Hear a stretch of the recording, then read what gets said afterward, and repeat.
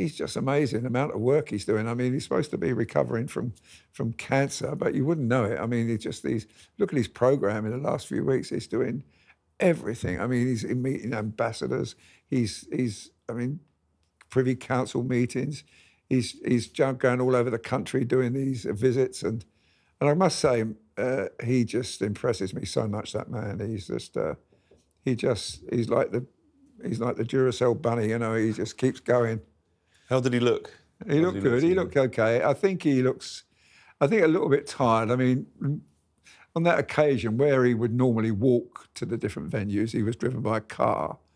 And I thought that was probably because they're trying to save his energy. And of course, when you're getting that treatment, you know, it does take a lot out of you. And but you know, he's just, you would never know it. He just gets on with it. To him, this job is so important. I mean, God, as I say before, I've said it before on this show, you know, he did the biggest apprenticeship anyone ever did to become king.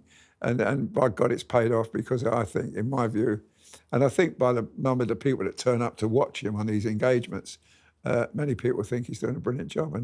And I think, as long as he can do it for many more years to come. Yeah, I'd say I'm more impressed with Charles as King Charles than I was as Prince of Wales. Well, I've worked with him a long while as the Prince of Wales, and I know that he's the most humble man I've ever met. I mean, the things he does for other people that you never hear about, where he uses the power of his office to make life better for not just one people, but many, many people. And, you know, I could sit here all day and talk stories about him, what he's done for other people, because I've watched him. And I've watched him do it, but you can never praise him. You can never say that was brilliant, because he knows it's this power of the office as Prince of Wales, which he could do then. He can't do that now as the king. For instance, every year as Prince of Wales for the last 8 years, he goes to Ireland, because after the Queen went to Ireland in 2011, which actually was one of the best visits, probably the best visit I've ever done in my whole career, the whole thing about Britain and Ireland all the problems seemed to disappear. And every year, Prince and Camilla used to go back to a different part of Ireland to see, they wanted to get to every county. Now, he can't do that now because he's head of state, and now it's so much more difficult. I know he wants to, and that will be some time in the future, he'll go back there. But as Prince of Wales, he was going there and he was making such a difference. And, you know, I could see the crowds turned up for him there, and he got involved. I mean, he played Gaelic games. He just did everything. He went to all the great historical places, and I was so impressed with him. And I used to love that visit every year to Ireland. So those are the things he did as Prince of Wales, but it was the things helping people, you know, and quietly getting on with it, and never made a fuss, and I remember once we were down at Highgrove, and the British Asian Trust were organising a cycle ride, a fundraising cycle ride, and I remember they said to him, I was there, and they said to him, you know, since you got involved, sir, the money's just poured in, and he just shrugs it away, you know, because he just feels that that's not him, that's the office, the power of his office that does that. Well, that may be so, but as I say, he's an incredibly humble man, and that's why I don't retire, because I just love working with him. I just think he's incredible, absolutely incredible. You talk about he doesn't like praise, or he's uncomfortable with praise. He's not going to avoid praise with the Coronation Food Project, which he set up after the coronation, and then on his birthday last week, he opened up a whole new depot. And this is a whole idea with using his convening power, using his office. He's providing food from supermarkets that would normally go in the bin or normally be thrown away. He's providing a system that can actually be shared out to members of the public. I mean, he's going to get praise for that, and he should accept praise for that, because that's actually a wonderful thing that he's using his birthday in his office to do good. Well, you know, you might offer it, and he might smile, but I don't think he wouldn't think that was important. He would think that's it, and they'll be getting on with something else now. I can tell you, Matthew, once we went to this refuge in Kathmandu in Nepal, and he came out and he said, "How can we help this lady? She ran a refuge for women returning from the brothels in India, who were trafficked to the brothels in India.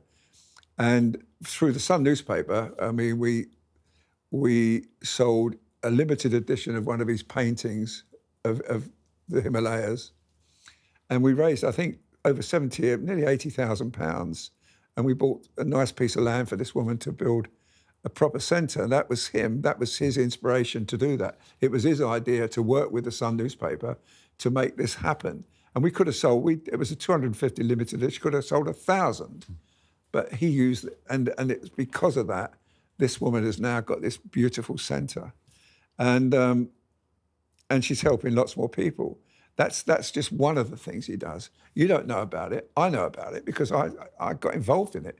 But he will be doing that all the time. And even now he's the head of state, he will be thinking things like that. He'll be thinking some ways where he can do this. And his sole purpose in life, I've said this constantly, you know, when he gets up in the morning and starts work, he starts work at 10 o'clock in his office.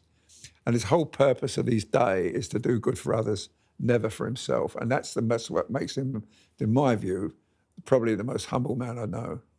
That's quite a testimony after. Yeah. Can we talk briefly about security at the moment with the members of the royal family? Well, Windsor Castle, yes. Windsor Castle. So the Sun front page this week, the Windsor estate is vast. The Windsor Castle has got massive walls. You're going to really struggle to get in there, by the way. But the Windsor estate is vast. And a couple of weeks ago, 2 men climbed over the fence, managed to steal 2 farm vehicles. They crashed through the gate where William and Kate use quite regularly. That's their Shore Farm gate. That's the one that they'll often take their children to school. Well, yeah. We know it well. How worried should the royal family be? And I say this because we had the fella that jumped over the fence at Christmas Day with a crossbow.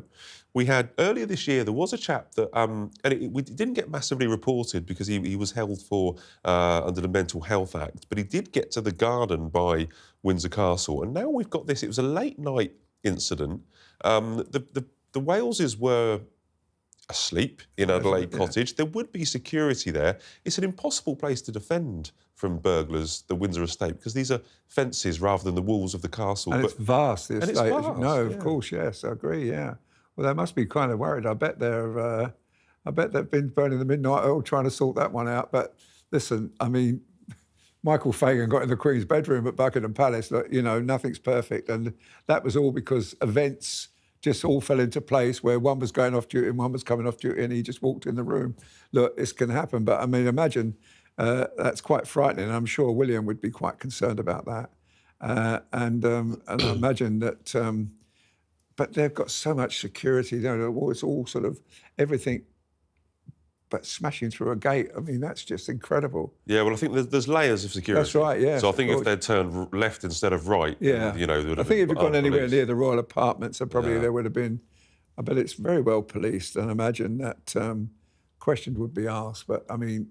Do you think these kind of things would bother Prince William? He's there with his family in Adelaide Cottage with this happening down the road. I mean, this is the kind of thing that could happen to... Well, the thing is, yes. I mean, look, you know, it is very important to keep the royal family safe, and I imagine William probably had some questions to ask